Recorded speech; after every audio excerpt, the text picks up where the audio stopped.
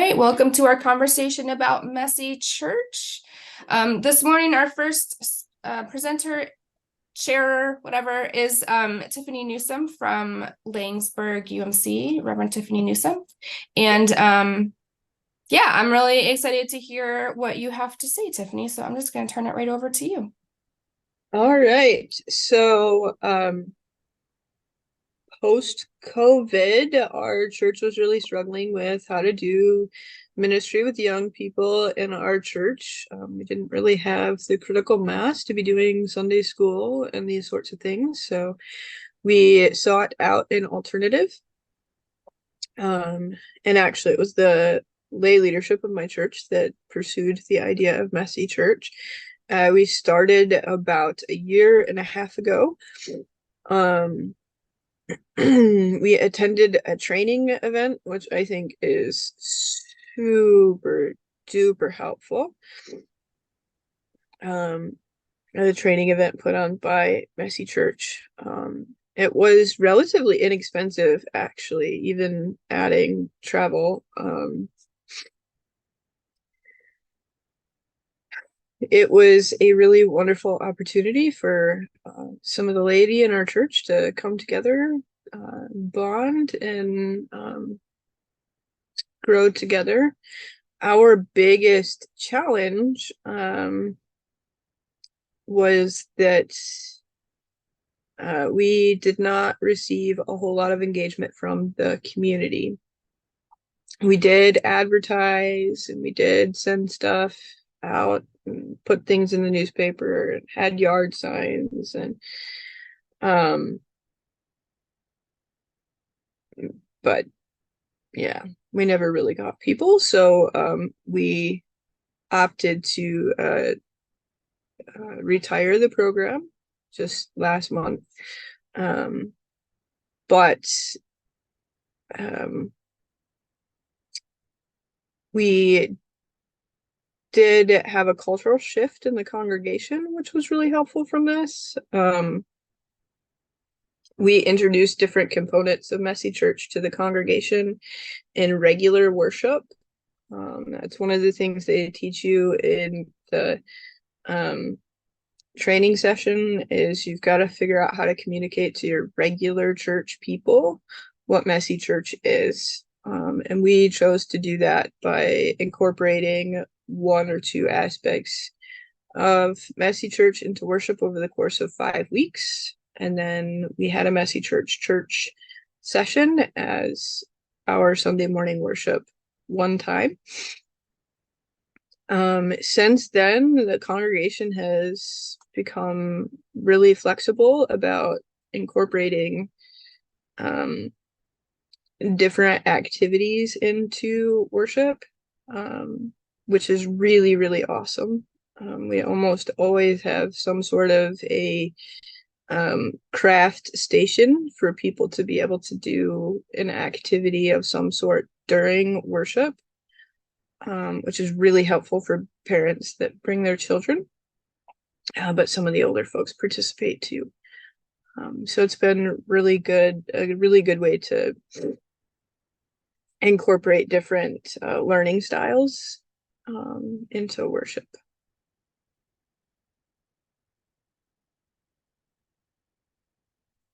I think that's what I have to say. Thanks, Tiffany. I'm gonna have all of our presenters share, and then we can kind of do a Q&A. That way somebody else might answer a question that you have. Dawn is from Hope UMC of Edwardsburg. Are you ready to share, Dawn? Let's see if she's there.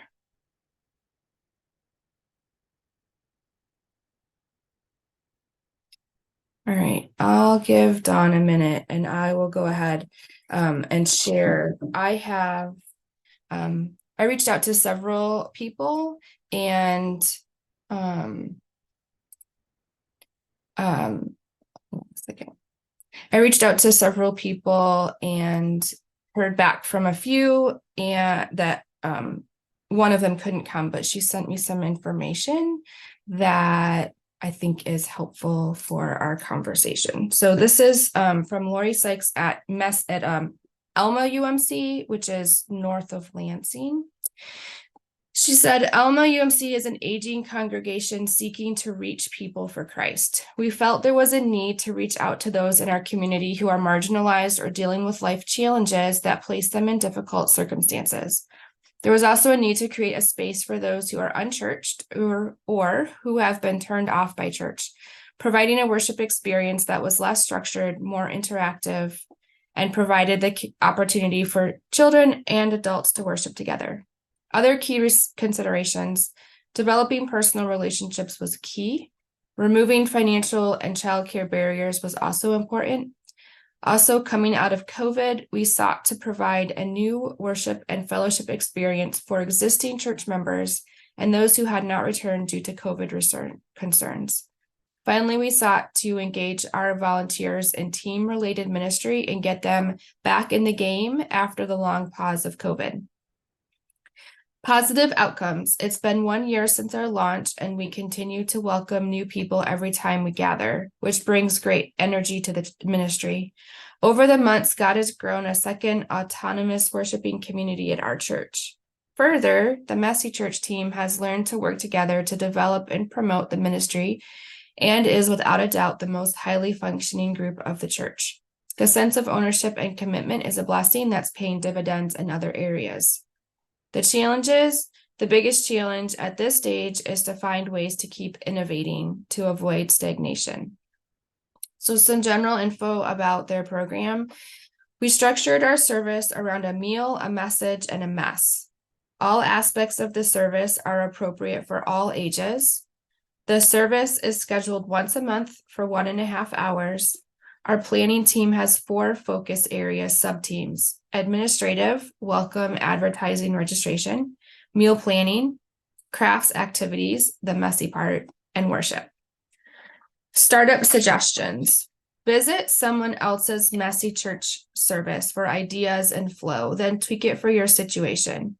Advertise. We use targeted Facebook ads, yard signs, like the political ones, and a banner in front of the church during Messy Church Week.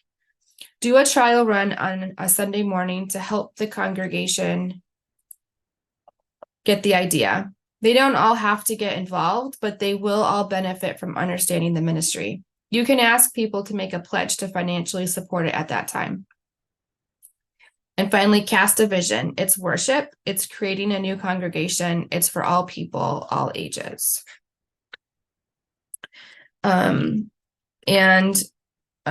Lori also shared a few kind of helpful pointers. So I'm going to share all of this document with you so that you can see, you can have a copy of it. But a few things that she said that were important is remembering that Messy Church is for people of all ages, children and adults together. And it's also for people at all stages in their faith journey. Launching the service allows us to create new spaces for new faces and helps us introduce them to Jesus, who is the reason behind everything we do.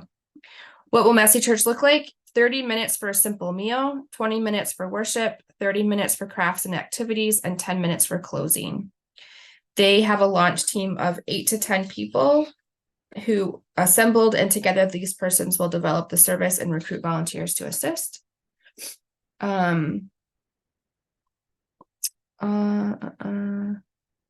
And as I said before, they use their ministry connections in the community to invite folks, as well as Facebook ads, website, word of mouth.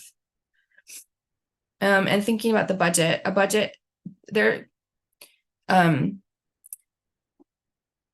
they are continuing with their budget, at least as of this writing, and that she said grants are available through the conference and district office for new ministry development startup expenses. And most ongoing expenses will be covered by funds from a memorial fund, which is earmarked for Christian Ed. So those are some things to think about as you get started. If this is something that you do decide it fits in the vision of your church and you have enough buy-in, there are grants through the Michigan Conference Discipleship grant fund that you can apply for. I believe it's up to $1,500. So that could be good as a startup if you if that's something that's interested to you, or if there's something else that's going on that you'd really like to jump into as well. Okay, so that was Alma UMC. Dawn, are you ready to share about what's happening at Hope? Sure, I can. Great. Yes, we did a relaunch of Messy Church post-COVID. And somewhat of the idea was to utilize our volunteers' time a little better. It was kind of in place of a VBS, taking the energy and the cost from VBS that seems to get a lot of energy, but then it doesn't seem to transfer over to anything that sustains until the next one. So that was part of what we wanted to do. Our first try, we did it quarterly, and it was around 2015. And it went, I think we did it for a couple of years, and it went okay, but it didn't seem to generate any momentum. So we changed to a monthly format on Sunday evenings. It's 6 to 8. We start with the meal. Their format usually has you ending with a meal, but that helps with volunteers not needing as many to do everything. Positively, it's a nice way to meet, invite new families, invite your neighbors, invite grandparents, and with we try to have kind of kid-friendly themed meals, like we're going to have walking tacos this coming Sunday. So that are all things that have been positive. We have seen people who are able to get their spouses there, who don't or had a bad previous church experience with another church. And it's been a good way for families within and with connections to the church to grow together. Challenges, we just had our coordinator just left due to family reasons. So we're kind of scrambling to keep the good that we have going, continuing to go. So that's why the business manager is coordinating Messy Church. So maybe not exactly ideal, but I have been involved with it. And it's been a good ministry. We use Sign Up Genius to coordinate the food part, so that keeps the church costs down a little bit. We usually do the meat, kind of the more expensive part, and then we used to have pizza a lot, and the families really enjoyed bringing food in and being part of it that way. We did sign up for the $50 supporter membership, and they give you 6 sessions that are already designed, and it's a great format to learn, to just get ideas, to continue on other things that you can do for themes. We've done like the Armor of God worked out really well as a multi-generational event, as well as I think we're going to be developing something on like fruits of the spirit, but having some canned things to go to on those programming has been a nice thing. Let's see. Oh yeah, we try to do the same Sunday each month, so it's predictable. We've used Facebook and mostly word of mouth to as far as advertising.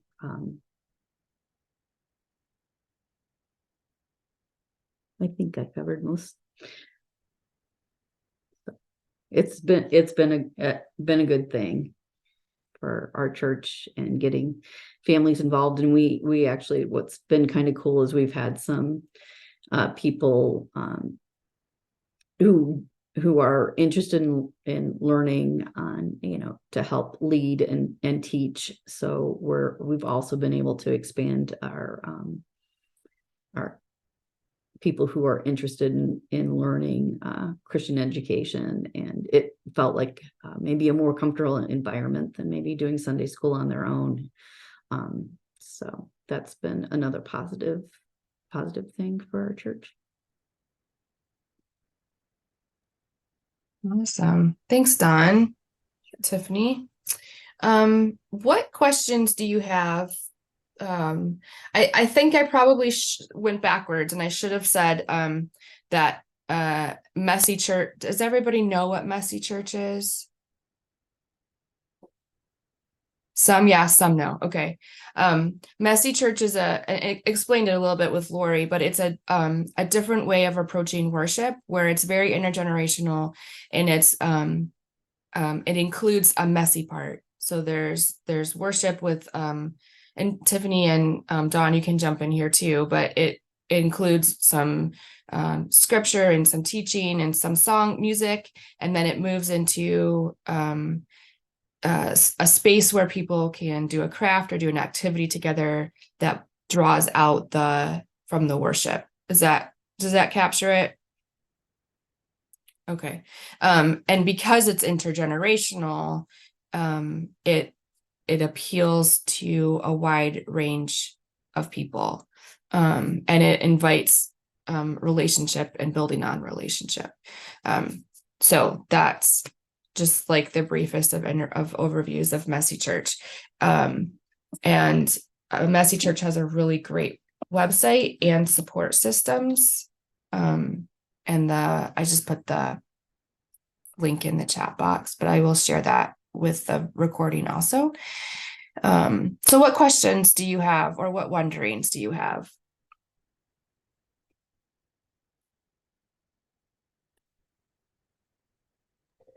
For those of you who are doing Messy Church, I'm doing it also, and I'll be speaking in a little while.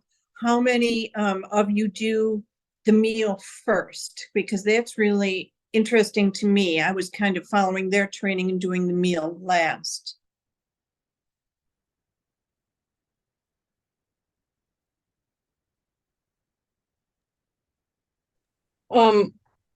At Laingsburg, we did the meal last, but I can see, looking back, for a number of reasons, that it might have been helpful to do the meal to begin with.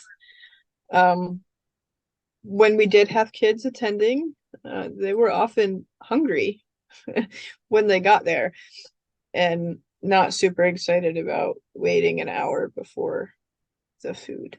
So depending on the time that you're holding the event, I can see where having the meal at the beginning could be practical.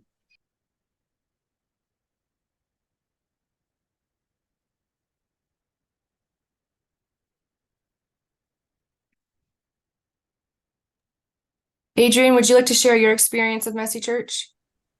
Sure. Great. Let's see. We just began it in May. I had come on as children's ministry director in November of last year. And Sunday school and day camp. Sunday school was pretty low, but day camp had been about 40 kids. And that was really good for a week-long, day-long experience. So 4 days, 8:30 to 4:30, 40 kids. So they were trying to build on that and see if we could find a platform to be creative, to connect generations, and to potentially bring in our day camp kids. So we started it in May, which is kind of a bad month to start because there's lots and lots of stuff going on in May. So we did a kind of a trial one in May, which was all right, but we did not get any people in from the outside. We had maybe 10, 15 people in other than the volunteers. We did it again in September. We had about 30 people. Again, nobody from the outside, although we were advertising on Facebook and during the worship and emails out specifically to the camp folks. And then October was not, it was less than that. The volunteers were great. The people who came really enjoyed it. The activities were wonderful. The food was good. It was just more a matter of, I think our piece right now is just getting the energy going and getting the word out there more than anything. I think we're on a roll, but it just has to kind of happen. So that's what we've liked. We love being messy together. We love the intergenerational connection. We love the creativity and opportunities for volunteers to be there and to show what they believe and what they do. And the challenges is just kind of reaching out and getting the people to come.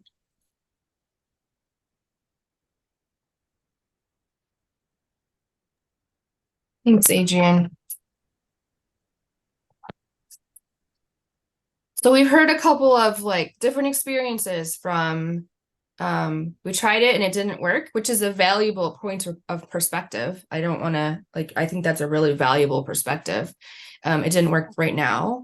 Alma has been doing it and it's very successful. Hope is it's a valuable program, just trying to, and Adrienne at Milwood trying to get it working. How do we bring people in? So good points of view, great points of view. Did I miss anybody who was ready to share and I've skipped you by accident, not on purpose? Super. Okay, what other questions might you have?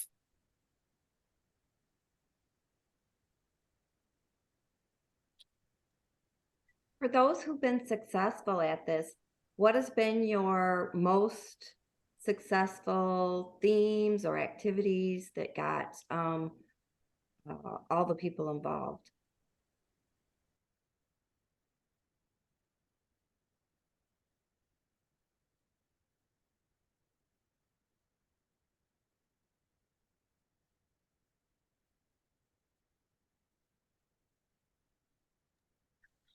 The themes that we did one that was rooted and growing.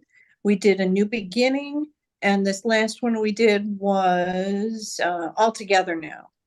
And all of the activities, especially at All Together Now, where they talked mostly about family, they had like a memorial where you make a bag or a balloon and put a light stick in it. And then it's part of the celebration as you remember someone who passed, a person or a pet. That was a really touching ceremony that people enjoyed. And all of them have such great ideas between crafts and activities to get people engaged and stuff. They're really, they give you like 10 or 15 and we choose usually about 6 and just kind of go with the flow type of thing. But those are the ones that we've done that we really enjoyed. We've only done 3, so those are the 3. I hope that helped.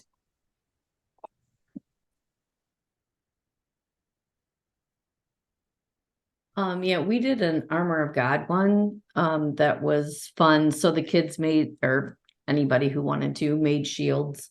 And then after that, we had a toilet paper war. And so it was just basically you put you use toilet paper like you would for dodgeball, basically, and and then use their shields. So that was a fun one. We've done tie-dyeing, that went over well. And it was very messy. So a lot of times it's just kind of thinking about what you would never want to do at your house that people would enjoy doing. and setting that up as far as the activities that people enjoyed for Hope.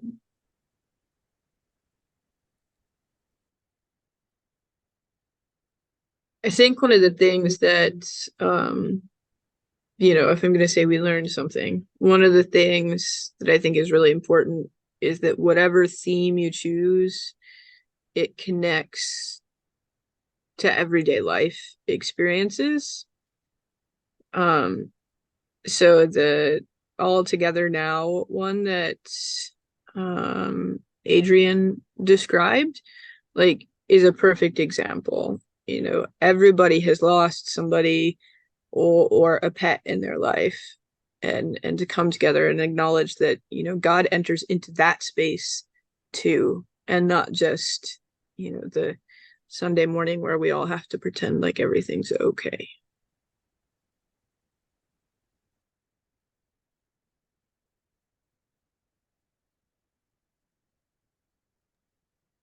Thanks. That's a great perspective. Other questions?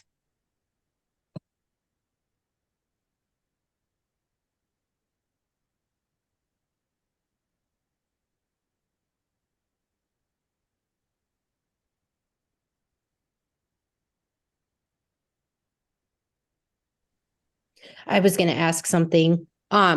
It might be, I don't know. I feel like, is this a silly question, but like, maybe I missed it.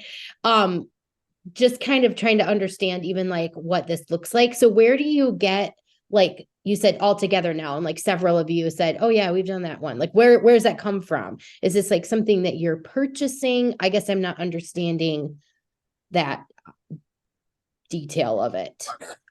So Yeah. Messy Church offers curriculum that you can purchase. Okay.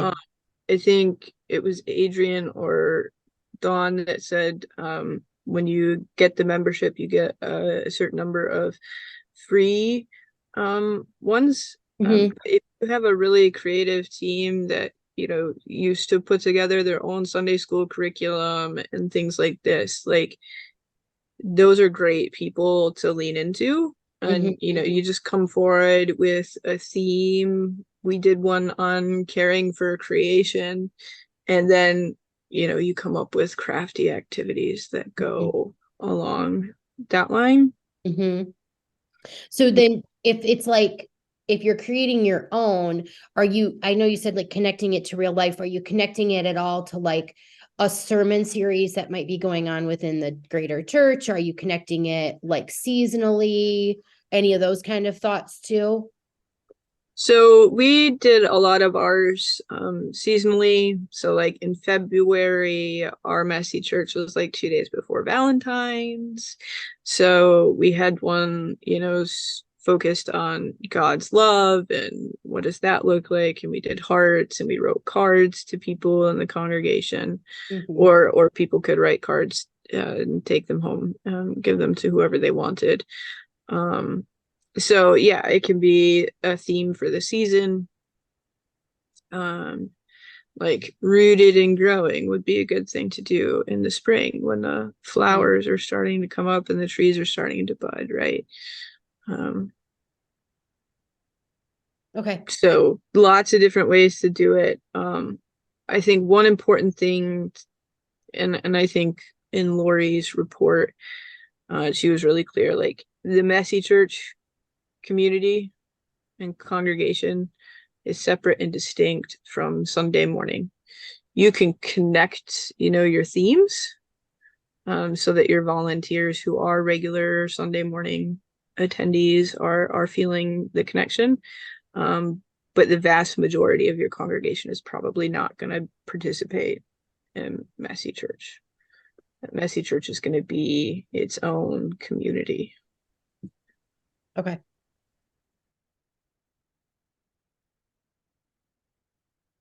Who leads your teaching portion of Messy Church? Is that your discipleship programs, or is it your senior pastor? Who's involved in the worship? Is it, you know, is this all your education department doing it, or is it others?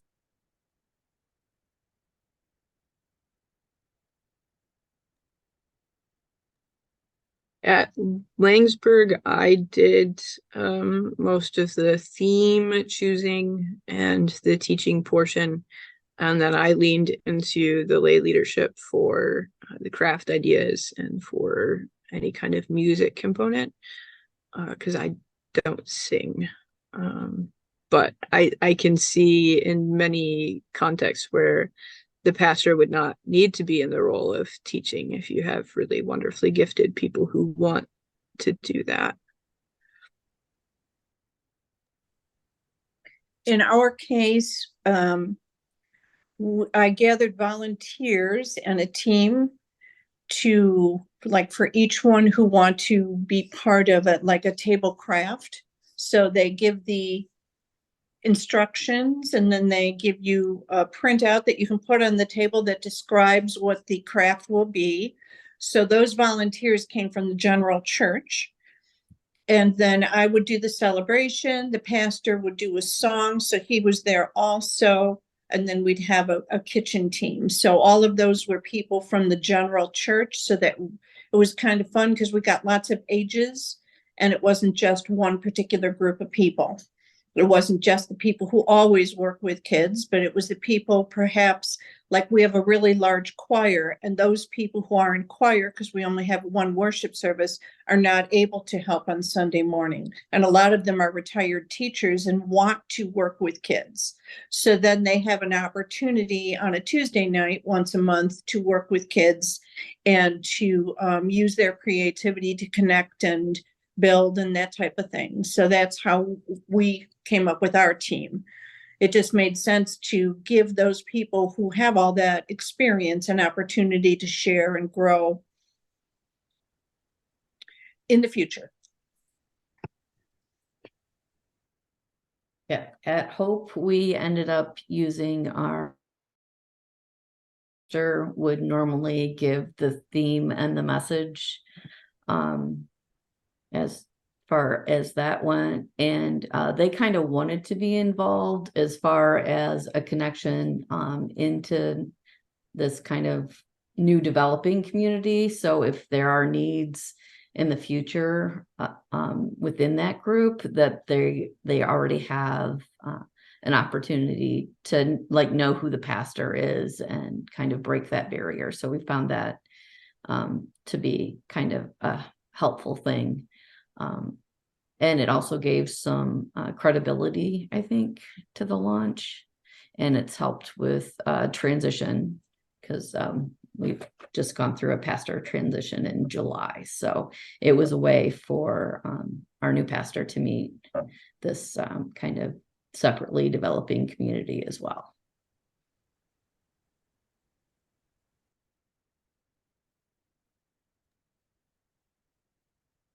Samantha, back to your question, they have books like this one's for Christmas, that you can find, and this one has 3 complete sessions and a treasure trove of ideas for Advent, Christmas, and Epiphany. So it's broken down like chocolate covered treats or stir-fried vegetable chopping. Like there's all different kinds of activities that they can do. So you don't have to come up with activities, at least for these ones. It's not like, oh, here, do fruit of the spirit and here's a script for worship, but you're on your own for activities. Like they provide a lot of great ideas and things. So they have the special seasonal books, but then they also have just general books that have general themes that you can pull from. And I would imagine once you get really comfortable with it, you could pull and create your own things, but you don't have to do that. That's my understanding. Would that be right, Tiffany? Yes, that's 100% accurate. And the curriculums that they do offer, usually they'll offer 8 suggestions for activities, and they provide, all of the things that you need to know to make that activity happen. Instructions, diagrams, whatever. And then you get to choose 3 or 4 of those activities that will work well for you in your context. Are those books like on Amazon or somewhere else, or through the Messy Church website? Both, and all 3. Okay. So just searching Messy Church on, okay. One thing that Messy Church will want you to know is technically you can't call it Messy Church without paying their membership fee. And then they give you access to their logo and all of that stuff. It's $50 a year, which is not bad. It just goes to support their curriculum writing and their trainings and all of that. Got it. So once you're part of their membership, excuse me, can you choose from any of their themes, or do you get like choose from 6 or whatever? You have access to all of them? You have access to all of them. You get the 6 free ones, I think, are all the same. Like everybody gets the same 6 free ones.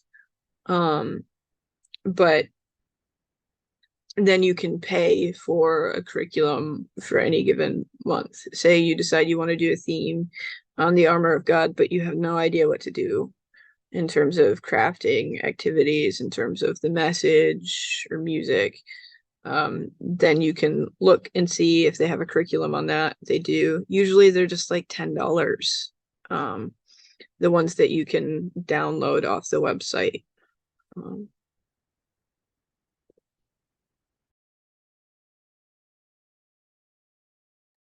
One thing I've experienced from Messy Church is that once you're in part of the network, there's a lot of people there who are willing to help. And they used to have like regional coordinators, or I guess they call them ambassadors, who you can reach out to and have more support for, especially like if you're in a small church, there's a small church contact. If you're in a medium church, there's a medium church contact. So there's people that you can reach out to find help. Their website is really helpful if you're looking for more information.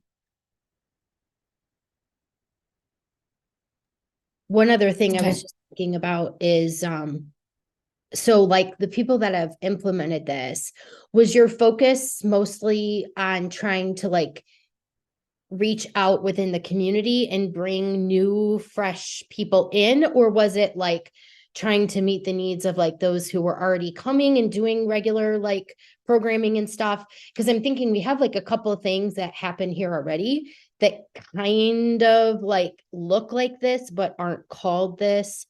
It's like, I don't know. I'm trying to think if I could add one more thing. Not saying that I would have to do it, but if I was thinking conceptually about this, like the people who are already here at our church are already doing so many things. I don't even know what night or what time frame I would like pick to do this. So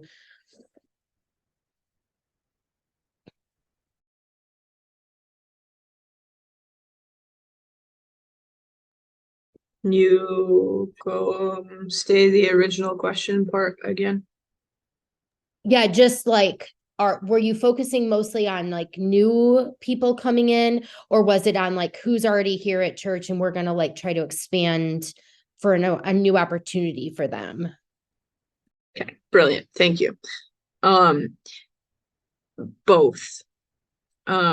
So we were trying to meet the needs of the few young people that we had in our congregation, and trying to bring in new people outside. Like Lori said, providing a space and a safe space and an opportunity for people to encounter God in an atmosphere that's more approachable.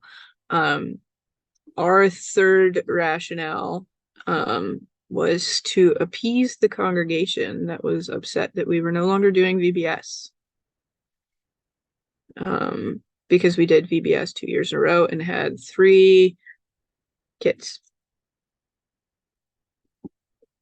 And it was just not,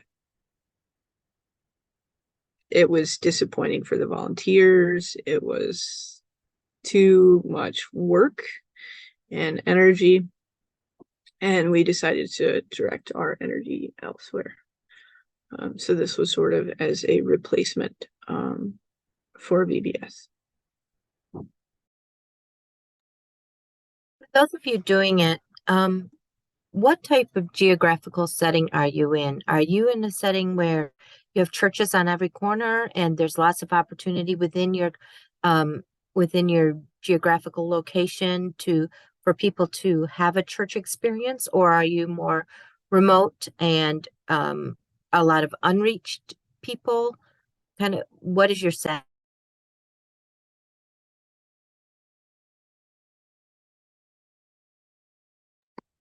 I'm in a small town. There are 4 churches in my town, population 1,200. I would say at least 60% of the population of the town is unchurched. Yeah, there's lots of opportunities, but people aren't taking them. So we were, trying to approach this with as a new and different opportunity. In our case, it's a smaller city. We live in Kalamazoo. There are different opportunities to do things in different places, but we really wanted to build on the fact that our Bible camp or day camp had been very successful. We offered it for free and they were there. It was almost like daycare, but it was awesome. And kind of build on that and outreach to the community. And there was interest, but I don't know if we're hitting the right days, if we're hitting the right times, it's more of the connection piece of, providing something during the summer when it's needed and providing something during the school week when maybe it's not needed. To me, that's what we're looking at. So that's what our demographics are and the needs and just trying to figure stuff out.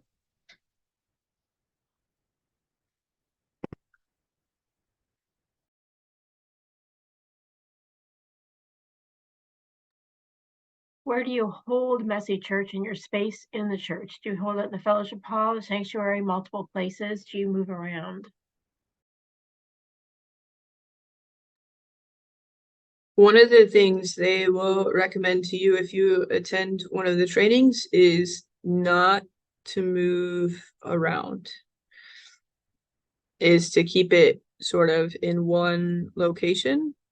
So the way we did it was in our fellowship hall. We had 4 stations, 4 groups of tables. And 3 of those had activities, and then we would clean up from the activities and move to dinner, which would be at the 4th table. Keeping it in the same space is helpful because it keeps you together. Not everybody is able-bodied enough to move from one place to the next.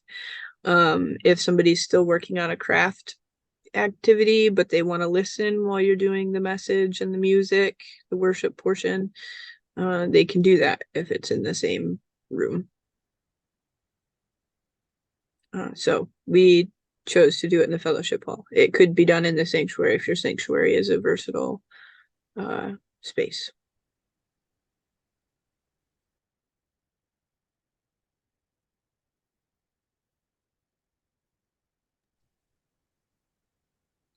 We do ours in the fellowship hall. We stay in one area.